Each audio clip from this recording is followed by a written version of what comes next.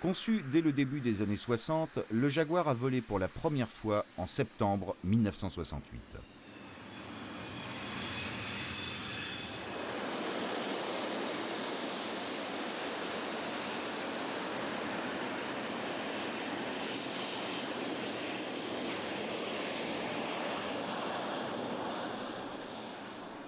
Fruit d'une collaboration franco-britannique, le Jaguar est un de ces avions exceptionnels qui rassemblent toute leur carrière durant des fanatiques du monde entier.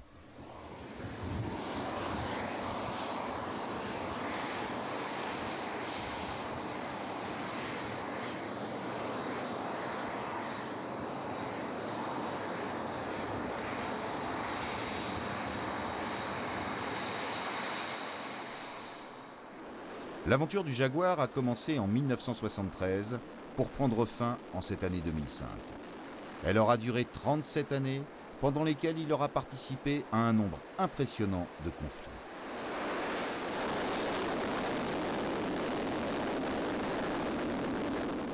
En mai 1966 est formée la CP4, Société commune pour la production du Jaguar. Elle rassemble Breguet Aviation et British Aircraft Corporation.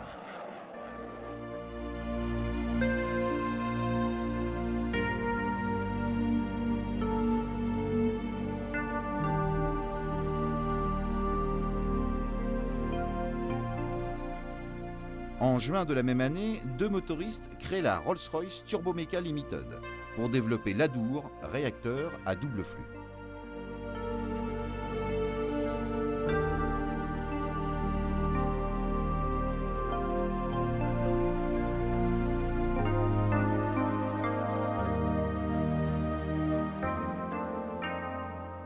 Le Jaguar présente une masse à vide de 7,5 tonnes pour une masse au décollage de 14,5 tonnes.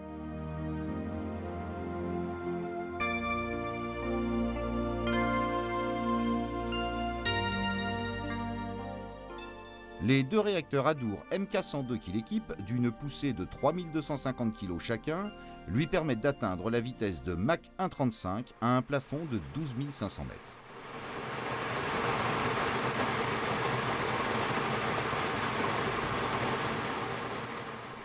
Le Jaguar, largement exporté, présente une grande variété de versions, dont une biplace destinée à l'école. Même si le Jaguar français n'a pas bénéficié des mêmes raffinements que ses homologues britanniques, ils ne cessèrent jamais d'évoluer tout au long de leur carrière, recevant tout particulièrement une cartographie numérique, un GPS et des leurres plaqués sous les ailes. En 2004, ces avions ont toutefois été qualifiés d'anciens, car leur pilotage demande effort et attention. Le Jaguar n'est donc rien sans ses pilotes, et c'est sans doute pour cette raison que ceux-ci l'adorent.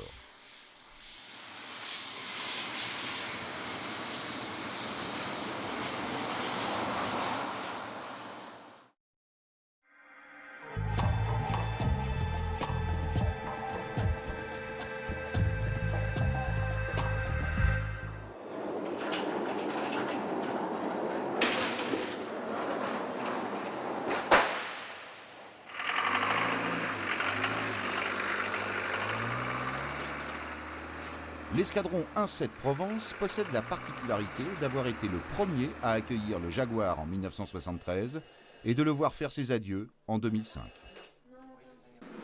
L'escadron de chasse 1-7 Provence, unité de la force aérienne de combat, se singularise par deux missions principales, l'assaut conventionnel d'objectifs terrestres et maritimes et la reconnaissance.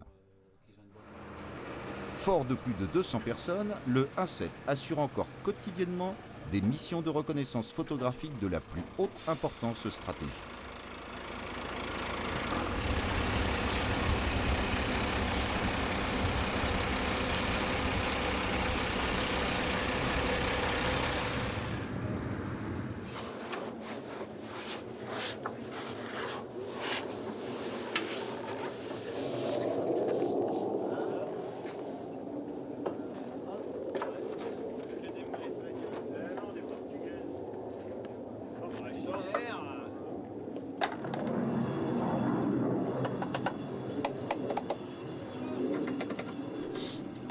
Les pilotes s'entraînent aux missions habituelles de combat opérationnel et travaillent activement l'assaut conventionnel en équipier ou en isolé.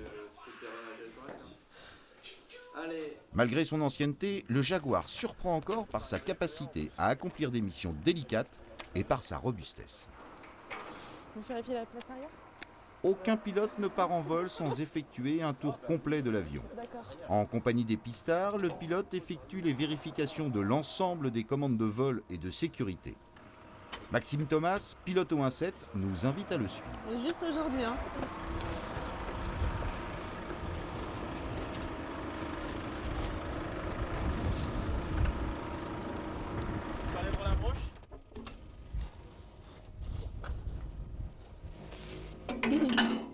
Alors à bord dégagé, cale extincteur en place.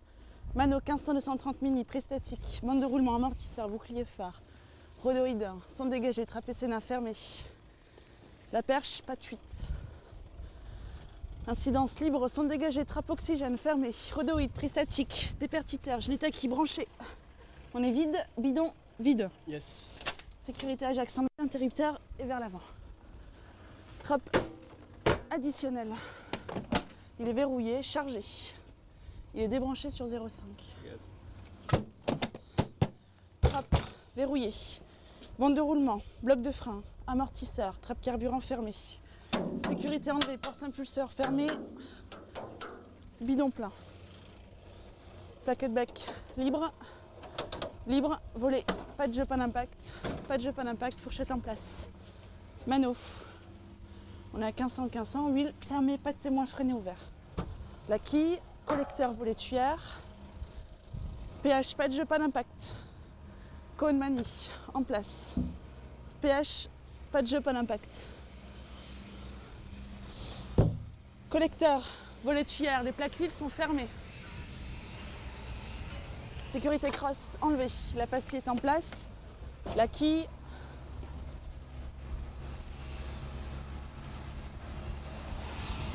Mano, pas de témoin, switch. Volet, pas de jeu, pas d'impact. Fourchette en place, pas de jeu, pas d'impact. Plaquette bec, libre. Libre, sécurité enlevée, porte impulseur fermé. Bidon plein. Bande de roulement, bloc de frein, amortisseur, sécurité enlevée, merci.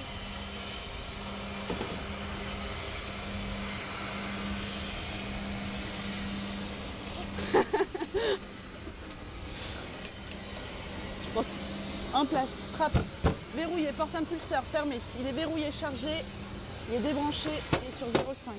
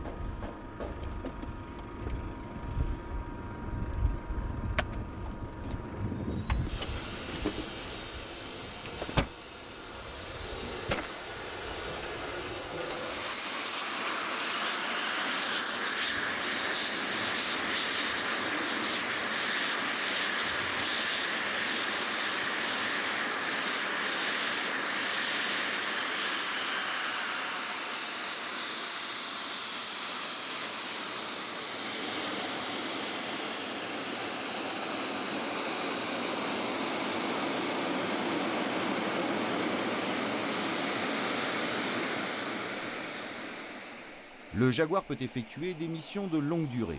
Sa capacité de ravitaillement en vol, associée à celle de nombreux emports de munitions, lui ont permis de basculer très vite dans l'emploi opérationnel.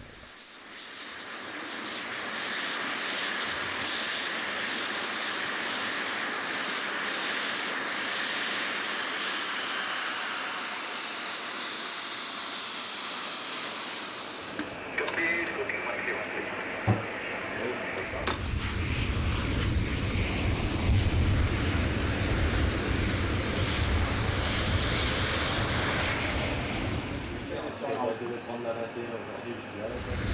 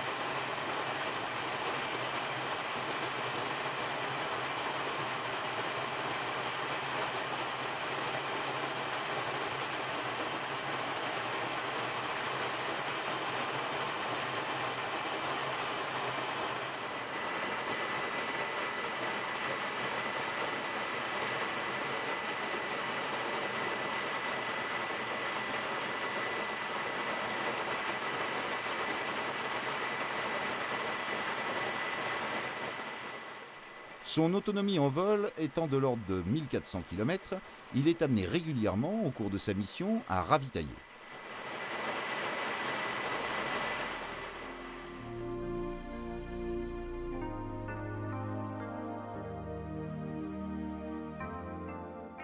Réalisé par le pilote lui-même, à une époque où l'emport de matériel de prise de vue était encore autorisé, nous vous proposons d'assister en direct à une manœuvre de ravitaillement auprès d'un Boeing KC-135 du GRV Bretagne.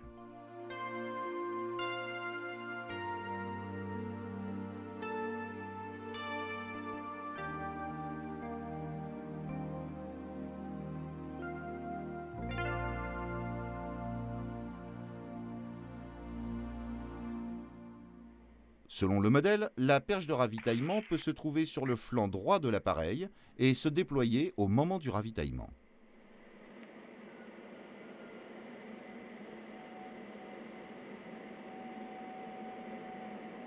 Le pilote opère toujours selon le même mode. Il arrive à l'arrière droit du tanker jusqu'au visuel et attend l'autorisation du boom, chargé d'assurer la manœuvre pour glisser vers la gauche afin de se placer dans l'axe du poste de ravitaillement qui lui a été désigné.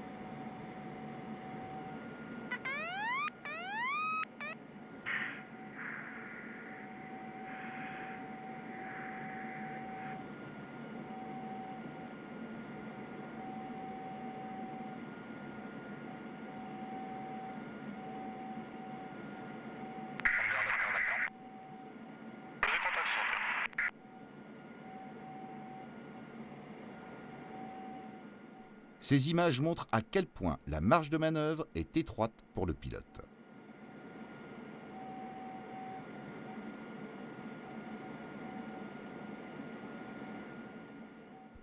Celui-ci dispose en gros d'un volume équivalent à un cube de 1 mètre de côté pour manœuvrer sa perche.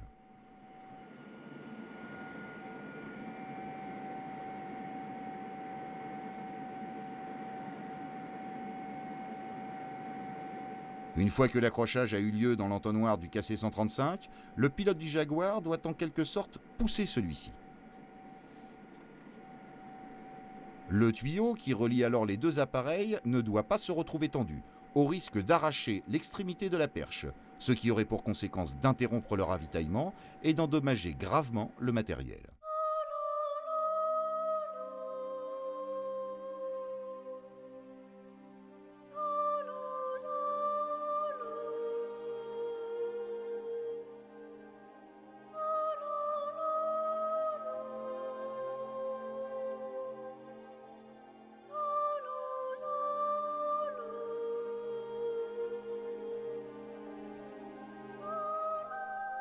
Lorsque l'opération est terminée, sur ordre du tanker, le pilote du Jaguar décroche sa perche et s'éloigne du Boeing en glissant vers sa gauche jusqu'au contact visuel avec l'équipage, qui lui donnera alors l'autorisation de faire un break à gauche pour reprendre sa mission.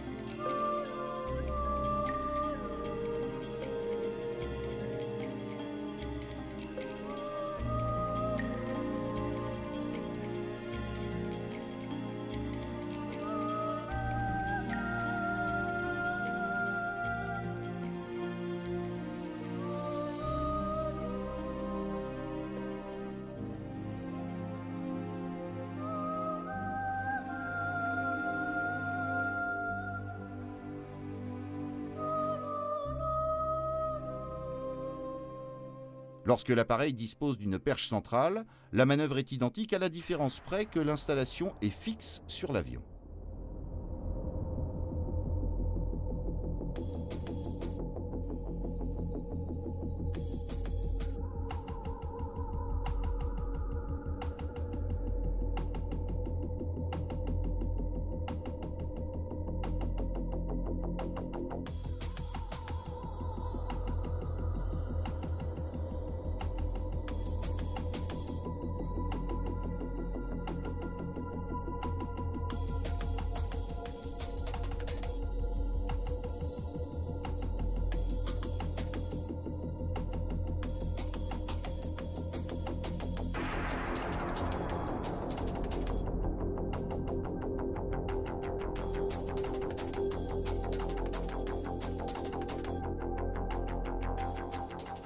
Dans le cadre d'une mission de reconnaissance photographique, le pilote utilise la caméra Omera 40 de 75 mm située dans le nez de l'appareil, ou alors le RP36 doté de 3 caméras Omera 40 de 600 mm.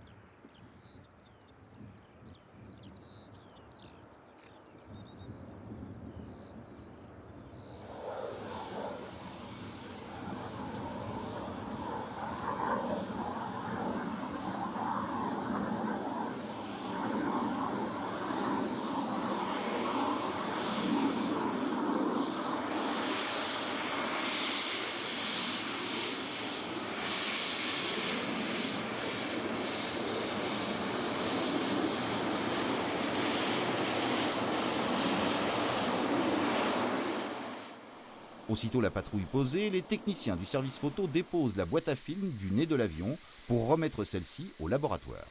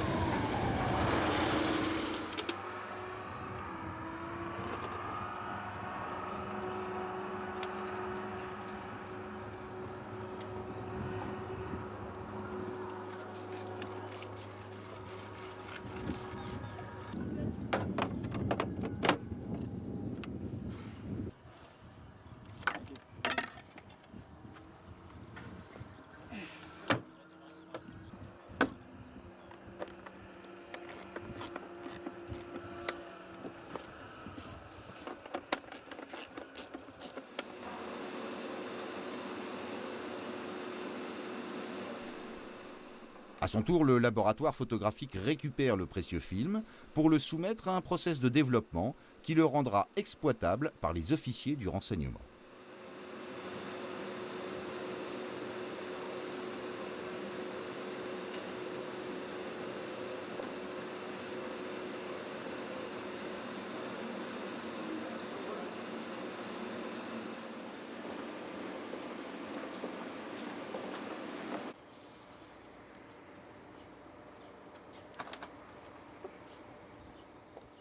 Une fois révélées et fixées, les images sont déposées à l'escadron dans un local prévu à cet effet et à la disposition des équipages.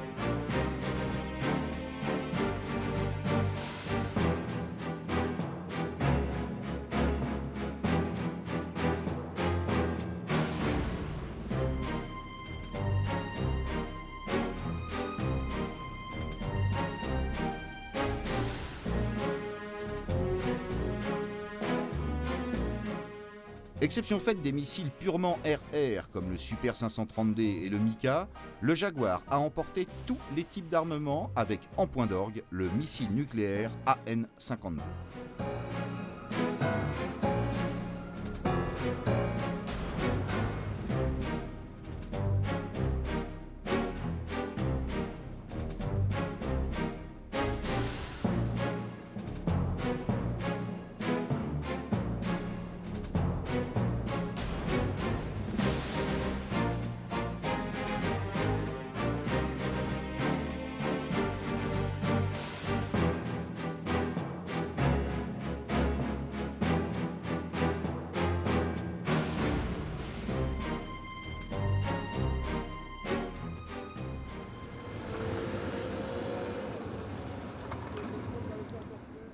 Sur le parking, l'activité est intense.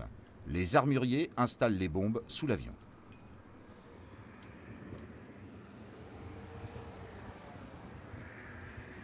Au cours de ces exercices, toutes les catégories seront employées, de la bombe de 250 kg à la bombe d'1 tonne.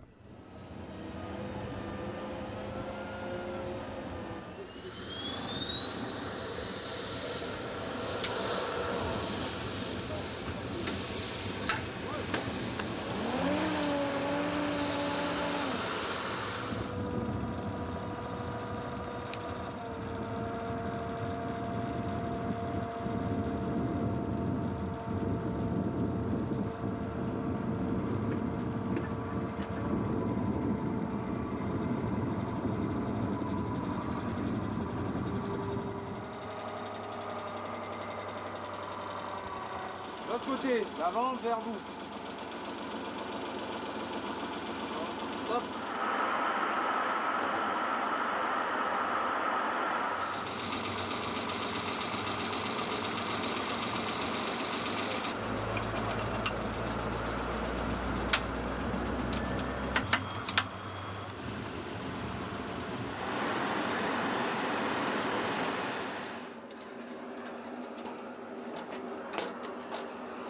Alors, l'école, le fil de main, c'est d'avoir dégagé, extincteur en place, 235 statique, mètre choqué, revenu, pharmacie automatique, portes sont fermées, les sons. Avant de partir en vol, les pilotes effectuent le tour avion afin de s'assurer que les munitions sont bien en place sur leur support.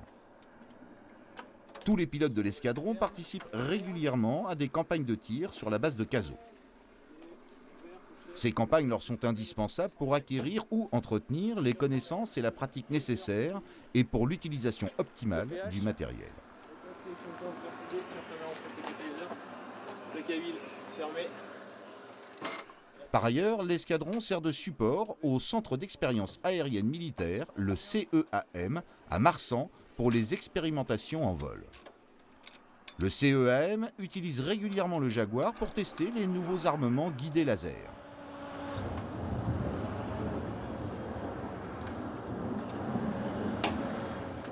Le capitaine Philippe Zuccarelli nous raconte une campagne de tir.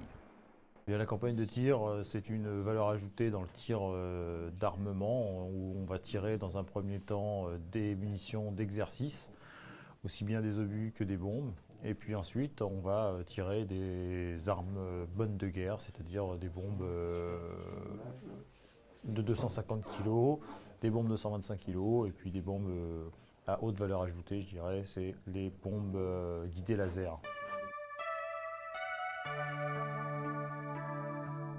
Plusieurs fois par jour, les pilotes grimpent dans leurs avions pour des missions de tir. La dizaine de Jaguars mis en œuvre pour l'occasion se livre à un balai incessant sur le parking.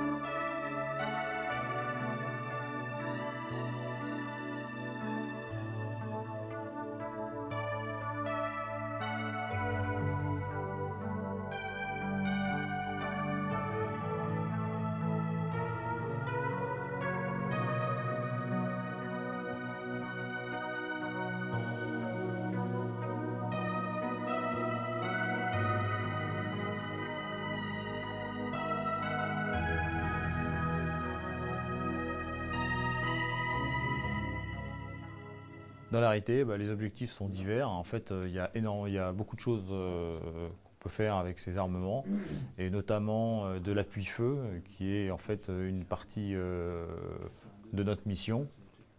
C'est-à-dire, après description d'un target via un personnel au sol, eh bien, on va rallier notre nacelle sur l'objectif qui nous désigne et puis illuminer et tirer une bombe dessus. Ça peut être aussi bien un char, un bâtiment, ça peut être une position ennemie, et c'est très varié.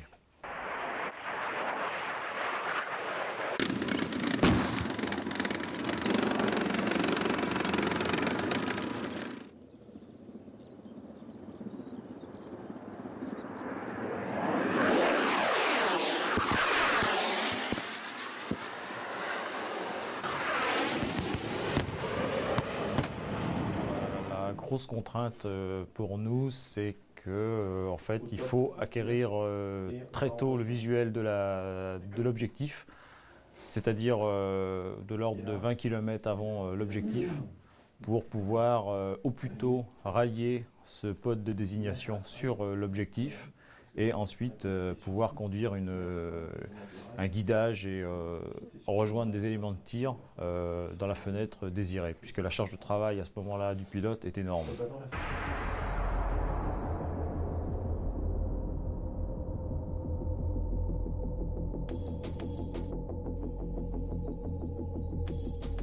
Dans un premier temps, on arrive sur un cap d'approche à une altitude donnée. On va chercher visuellement en cabine la position de l'objectif.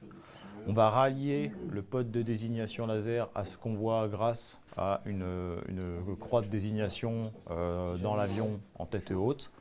Une fois qu'on a rallié la position, eh bien, on sait que le faisceau laser futur qui va illuminer la cible sera au centre d'une croix à l'intérieur de cette télé. Et lorsqu'on lancera la bombe, eh bien, en même temps on lancera un laser, en fait une désignation laser qui permettra à la bombe de se guider suivant ce faisceau laser. Les obus eh bien, sont des armes simples qu'on va tirer exactement comme on tirait pendant la Deuxième Guerre mondiale, c'est-à-dire qu'on a un viseur et puis en venant rejoindre des paramètres précalculés, eh bien, on va tirer dans ces conditions-là pour remettre les obus au but. Les bombes conventionnelles, ce sera exactement la même chose. Donc au sol, on prévoit des cas de tir avec des paramètres. Et puis lorsqu'on arrive sur le champ de tir, on vient rejoindre les paramètres qu'on avait définis et on tire dans ces paramètres.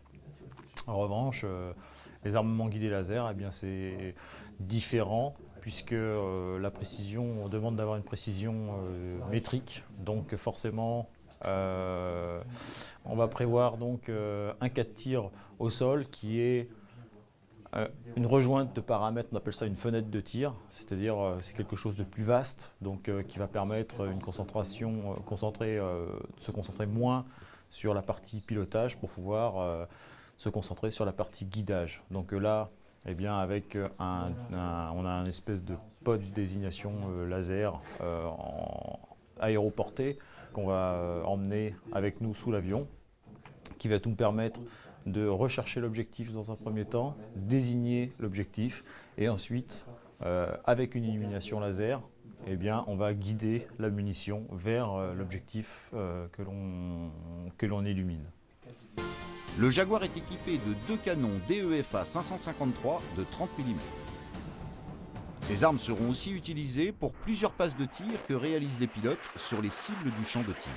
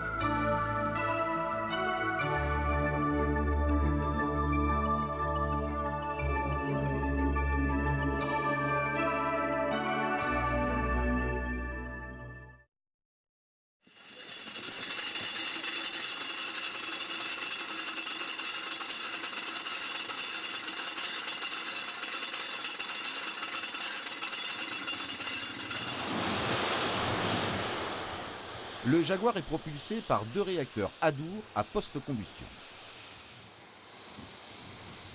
Ces moteurs, économes en carburant, confèrent à l'avion une manœuvrabilité appréciée par les pilotes. En navigation basse altitude, le Jaguar possède ainsi une grande autonomie. Malgré un manque de poussée et un faible taux de montée, le Jaguar se défendait très bien en combat aérien rapproché. En sachant utiliser les volets et avec un pilotage aux fesses, il prenait souvent l'avantage face au Mirage 3 ou F1 par un tir au canon.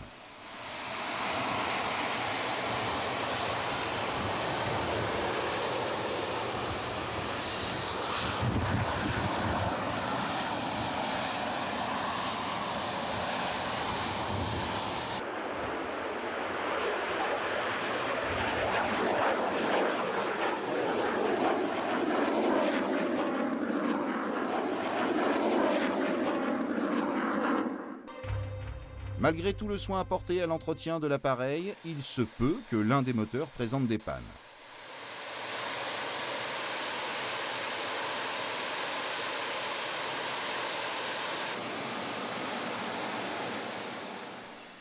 La réparation, si elle est sommaire, est effectuée directement sur le parking par les mécaniciens.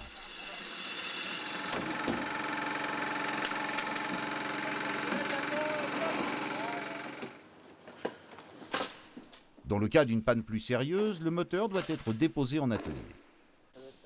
Cette opération spectaculaire et qui nécessite un outillage spécifique demande une vingtaine d'heures de main-d'œuvre. Elle est aisément réalisée par 2 personnes.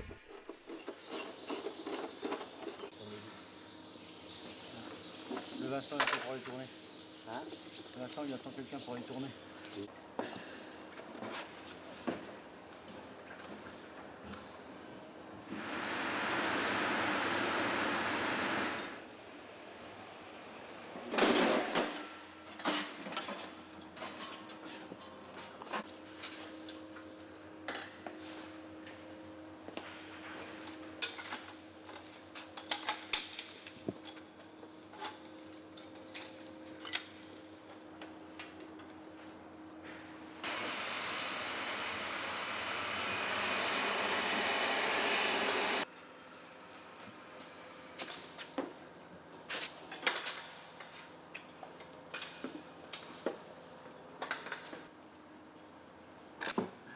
Tu tires un peu sur le câble. Un zémoline. Et bon.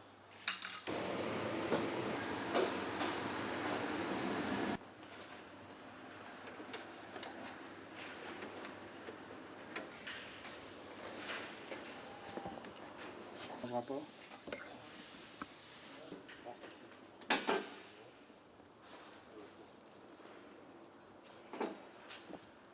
Il reste devant, bon, c'est le hold drive qui gère. Faut le voir.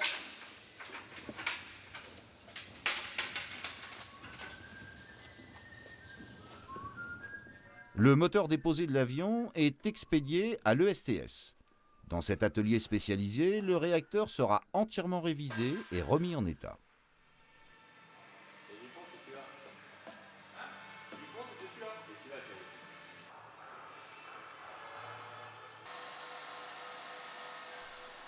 Cet établissement, situé sur la base même, assure également l'ensemble des opérations de visite et d'entretien périodique du moteur.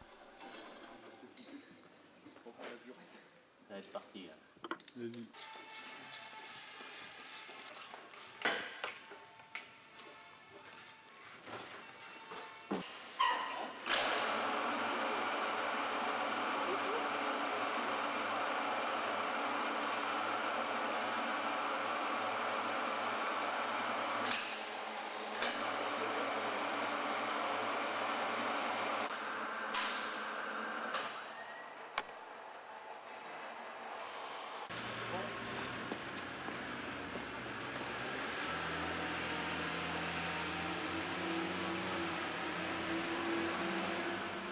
Le réacteur refait est installé sur l'avion qui va pouvoir partir faire son point fixe.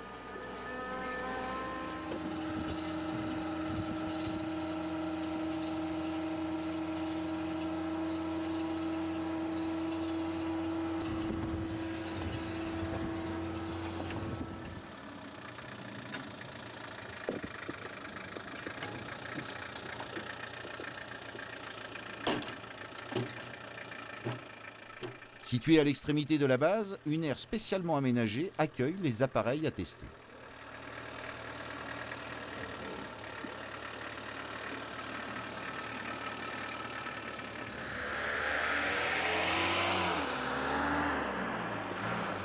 Sécurisés par une cabine anti-bruit, les mécaniciens effectuent un essai de poussée maxi et de post-combustion avant de ramener l'avion en atelier pour reposer les tôleries du capotage moteur.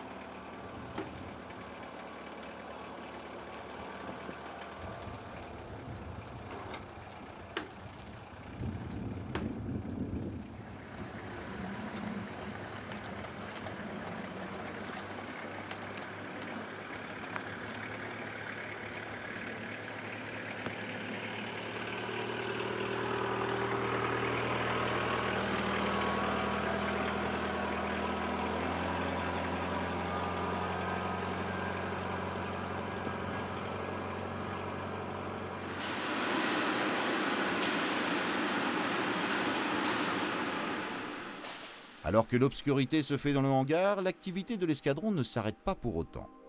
L'entraînement des pilotes se prolonge au cours d'un vol de nuit.